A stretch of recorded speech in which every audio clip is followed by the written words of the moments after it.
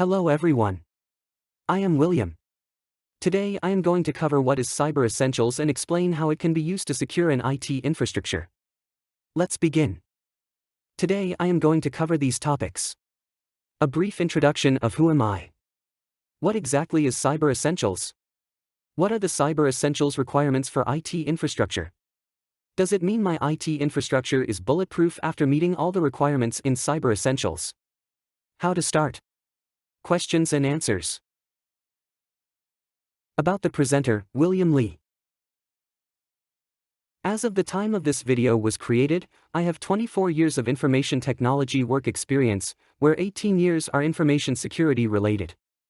I am certified and remain active as Certified Information Systems Security Professional with Information Systems Security Architecture Professional Concentration, Certified Information Systems Auditor, Certified Information Security Manager and Certified Data Privacy Solutions Engineer.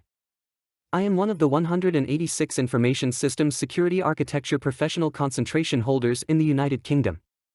I also completed 3 MITRE attack certificates, namely Cyber Threat Intelligence, Security Operations Center Assessment and Adversary Emulation Methodology.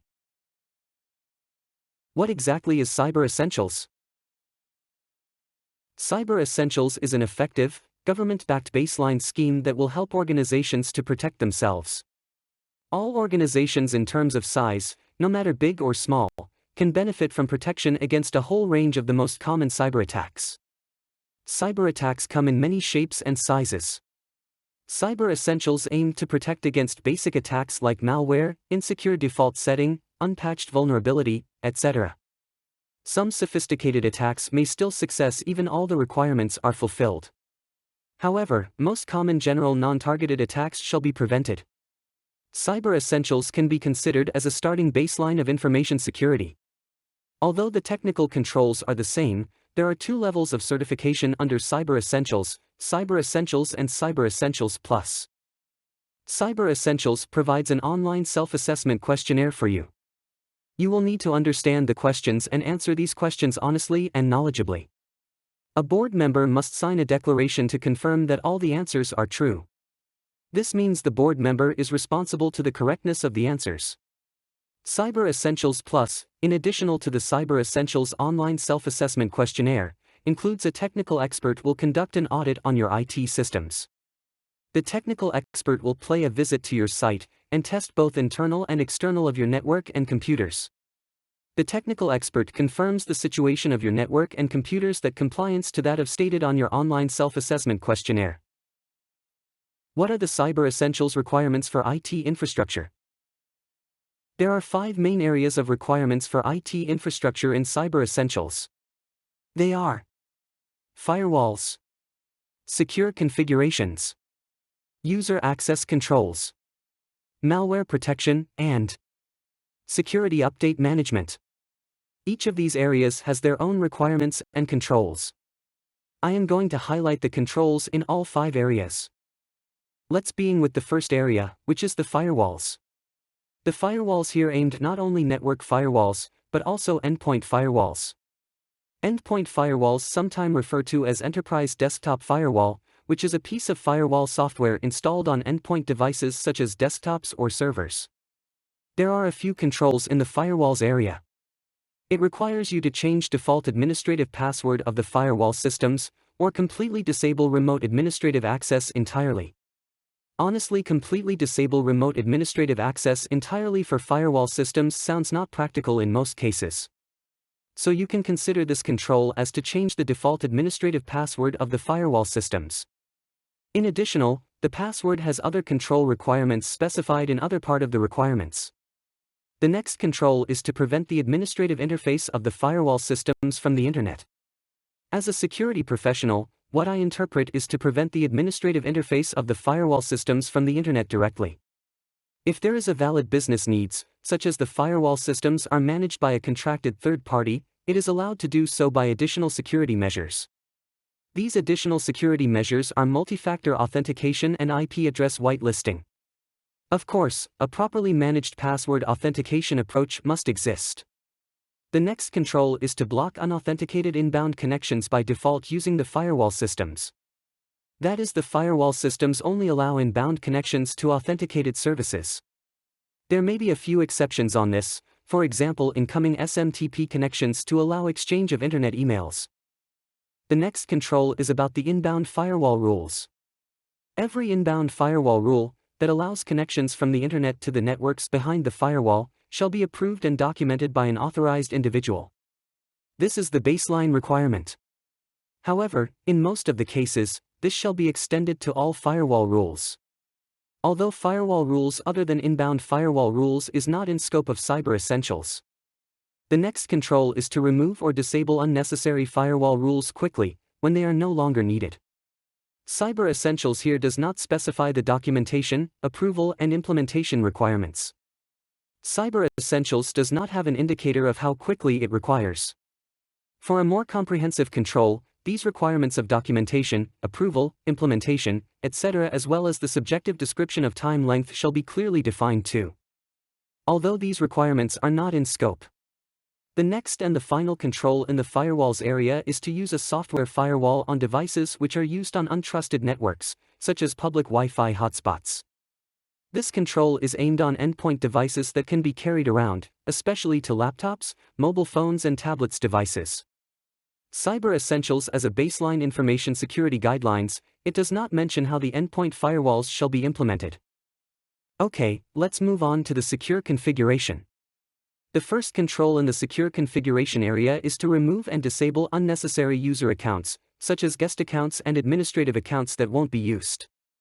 Some operating systems come with default administrator or guest accounts that are populated by default. If these accounts are not used, it shall be removed or disabled if removal of such accounts are not possible.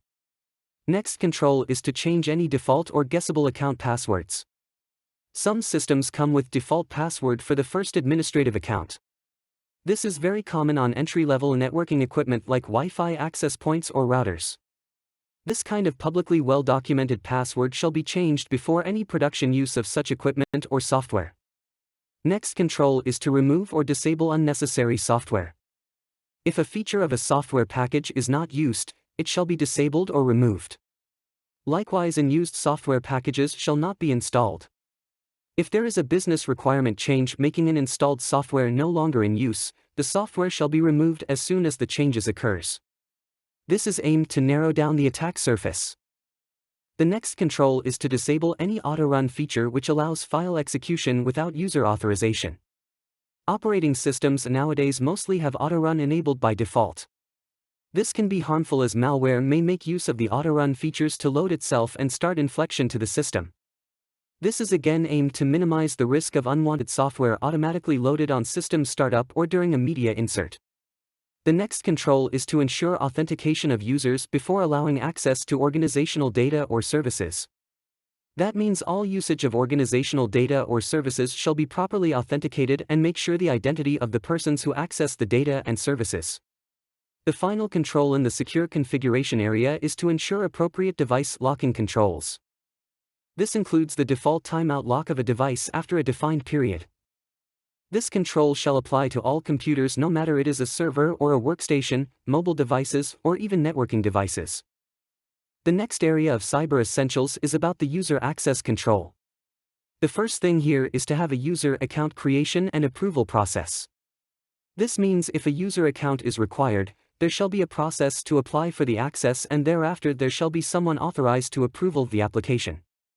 Next control is to authenticate users before granting access to applications or devices, using unique credentials. This means no share account shall be used strictly in any circumstances.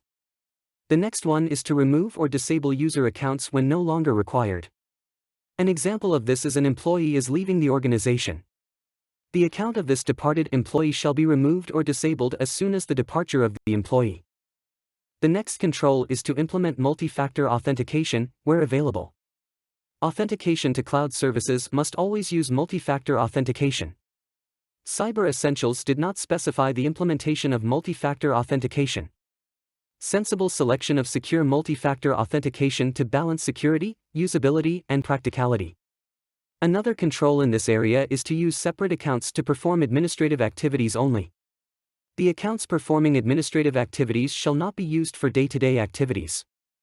Day-to-day activities include internet web browsing, reading and writing email, etc. The last control here is to remove or disable special access privileges when no longer required. An example here is an internship employee working in the financial department is being rotated to another department. The original access to the financial systems shall be removed or disabled as soon as the rotation occurs. Another control area in Cyber Essentials is Malware Protection. The first control here is to update the Malware Protection software and all associated malware signature files. It must be kept up to date, with signature files updated at least daily. To achieve this, automatic malware protection software and signature update can be considered. However, the organization shall consider the risk of untested compatibility of the update and the system that may interfere in normal operation. The next control is the malware protection software must be configured to scan files automatically upon access. That means when a user tries to access a file on the system, the malware protection software must automatically scan the file prior to allow the user to access. Another control is that the malware protection software must scan web pages automatically when they are accessed through a web browser. This ensures malware on the internet is not unintentionally downloaded by the user. The next control is that the malware protection software must prevent connections to malicious websites on the internet. This is to protect the user even the user clicked on a link points to a malicious website to download a malware. The next control is about how applications can be executed on a device. Only approved applications, restricted by code signing, are allowed to execute on devices. That means software packages without the code being signed shall not be allowed to run. Another control is to maintain a current list of approved applications. This means the organization shall maintain a list of approved applications that is allowed to deploy to its devices. The final control in this area is to ensure users must not be able to install any application that is unsigned or has an invalid signature. The final control areas in Cyber Essentials is about software update management. The first control here is to keep all software up to date. In general, if the producer of the software still supports the version of their software and provides security update, it is okay to use the software with the latest update installed. The next control is to make sure all software being used is licensed and supported. That means all software being used shall be properly licensed. The use of the software is not breaching the license agreement. An example here is some software can be used on non-production environment and need to obtain a paid license for production use. For such software, it shall not be used without obtaining a paid license for use on production environment. Another control on security update management is to remove the software from devices when it becomes unsupported. When a software package became unsupported, either upgrade the software to a version that is supported or seek an alternate supported software from another software producer. The unsupported version of software shall be removed as soon as possible. The next control in the security update management is to have automatic updates enabled where possible. For workstations it is easier to use automatic updates as it is less likely to have compatibility issues. For servers, in most cases will require testing the update on compatibility before installation. The final control in this area is to ensure the timely update for the patching. Updated, including applying any manual configuration changes required to make the update effective, within 14 days of an update being released. As mentioned in previous control, some updates may require to be tested before installation. For this kind of situation, the update together with all dependents work, shall still be installed within 14 days. We have completed the highlights of the 5 control areas in Cyber Essentials. Let's move on. Does it mean my IT infrastructure is bulletproof after meeting all the requirements in Cyber Essentials? The short answer here is no. Your IT infrastructure is still open to cyber threats even if you compliance to all controls and control areas in Cyber Essentials. Cyber Essentials provided a good starting baseline of information security. However, if we look at mapping the controls of Cyber Essentials with MITRE ATT&CK, there are still many cyber TTPs, tactics, techniques, and procedures need further detection and protection. There are still a lot of improvement work in information security in addition to Cyber Essentials. How to start with Cyber Essentials. After discussing the basics in Cyber Essentials, how can I start to use it to protect my organization? There are many free resources on Cyber Essentials. They are Cyber Essentials Readiness Tool, Cyber Essentials Self-Assessment Questions, which are free for download. Cyber Essentials Requirements for IT Infrastructure Documentation. Once you have the above free resources reviewed, you shall have a clearer picture on implementing Cyber Essentials in your organization. Questions and answers. Thank you for viewing this video. This video gave an overview of Cyber Essentials. If you have questions in mind that are unanswered, you are welcome to leave it in the comments section below and I will try my best to answer your questions. If you think this video is useful to you, please like this video and share it on your social media networks so that more people can see this video.